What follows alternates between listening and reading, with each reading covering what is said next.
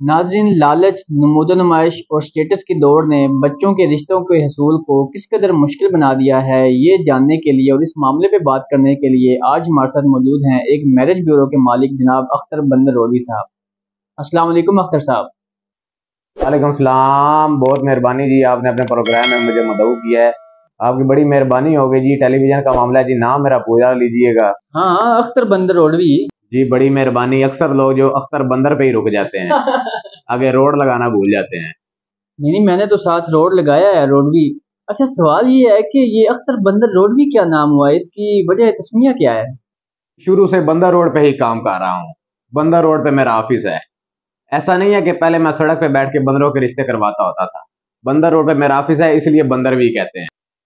ایسے تو رشتوں کے معاملے میں ہماری خود غرضی اور ہماری لالچ نے ہمیں بندر ہی بنا دیا ہے۔ بندر کا شکار کبھی دیکھا ہے آپ نے؟ نہیں۔ ایک چھوٹے سے منہ والے بڑے سے برتن میں بہت سارے چنے ڈال دیے جاتے ہیں، بندر چنے حاصل کرنے کے لیے اپنا ہاتھ برتن میں ڈالتا ہے اور اپنی مٹھی چنوں سے بھر لیتا ہے، پھر بند مٹھی سمیت ہی اپنا ہاتھ باہر نکالنے کی کوشش کرتا ہے، مٹھی نہیں کھولتا، پکڑا جاتا ہے۔ اسی طرح بچوں کے رشتوں کے معاملے میں والدین سٹیٹس اور مال و دولت سے اپنی مٹھی بھر لیتے ہیں، مٹھی نہیں کھولتے، آخر پکڑے جاتے ہیں۔ ورنہ شادی تو ایک انتہائی آسان کام ہے، بس اسی ہوس اور لالچ نے یہ کام مشکل بنا دیا۔ آپ کی شادی ہوئی ہے؟ الحمدللہ۔ جس طرح آپ نے منہ بھر کے الحمدللہ کہا، لگتا ہے پھر دوسری کا کوئی چانس نہیں۔ چلے پھر آپ انٹرویو کیجئے، ورنہ پھر میں انٹرویو کرتا۔ تو آپ رشتے کرواتے ہیں؟ جی میرج بیورو میں رشتے ہی ہوتے ہیں، برتن کلئی نہیں ہوتے۔ میرا مطلب ہے لوگ خود آپ سے رابطہ کرتے ہیں؟ جی ہاں، انٹرنیٹ کے علاوہ اب تو فون سروس بھی موجود ہے، آپ ابھی کال کر کے دیکھ لیجئے، بیورو میں آگے سے آواز آئے گی، آپ خوش آمدید کہتے ہیں۔ ہمارے ہاں ہر قسم کے رشتے موجود ہیں، سید کے لیے 1 دبائیں، جٹ کے لیے 2 دبائیں، بٹ کے لیے دہی میں چینی ملائیں، اوہ بٹ کے لیے 3 دبائیں، راجپوت کے لیے 4 دبائیں، ملک کے لیے 5 دبائیں، کھوکھر کے لیے 6 دبائیں اور شیخ کے لیے 0 دبائیں۔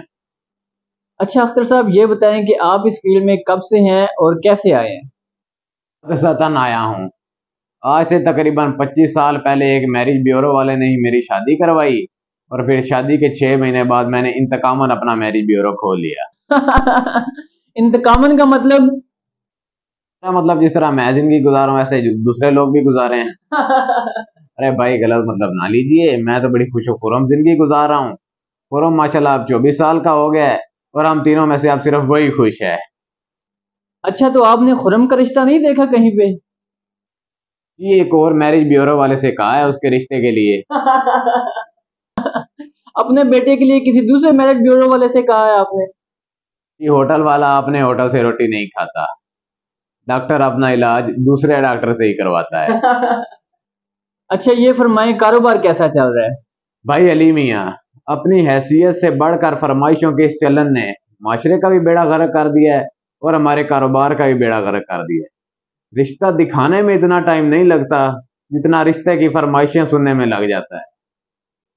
ابھی پرسوں ہی کی بات ہے کہ ایک صاحب میرے آفس میں تشریف لائے، اچھا، بولیے سے دیکھ کے میں نے لگا کہ کوئی چندہ چندے کی فرمائش کریں گے، لیکن تشریف رکھتے ہی انہوں نے یہ کہا کہ مجھے ایک رشتہ درکار ہے۔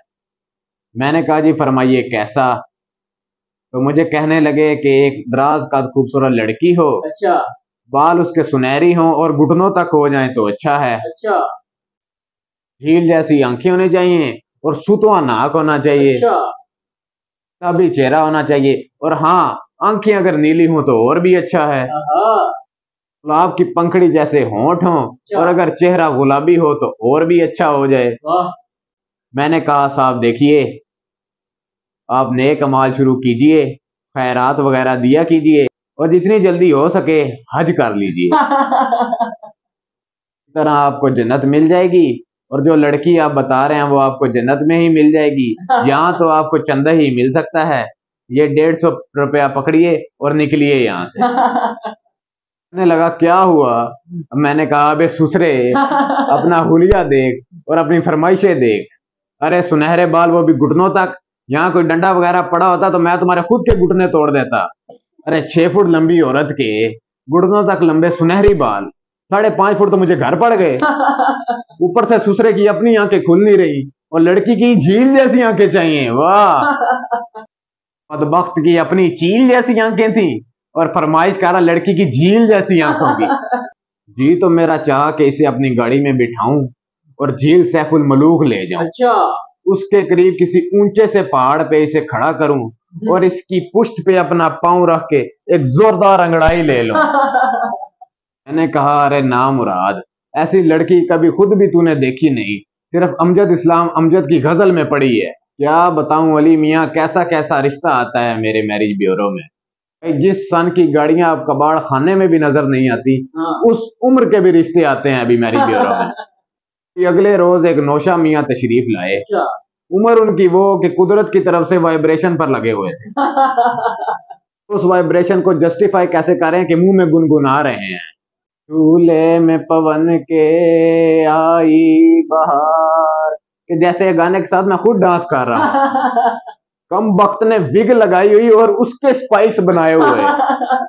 और चंद साल पहले मौसूफ ने जो बत्तीसी लगवाई थी, उसमें से भी 2 तार झाड़ चुके थे। तो बाखुदा मैंने दुनिया में पहला शख्स देखा जिसकी बत्तीसी में भी कीड़ा लगा हुआ था।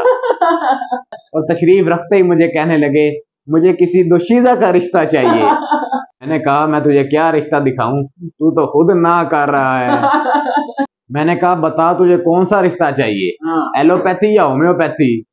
दोशीज़ा।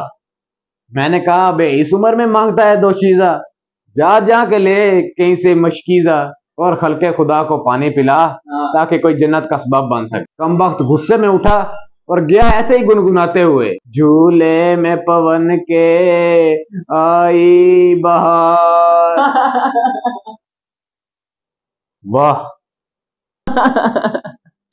नाज़रीन, आज का हमारा ये सेगमेंट खत्म होता है, हमें इजाजत दीजिए, अल्लाह हाफिज।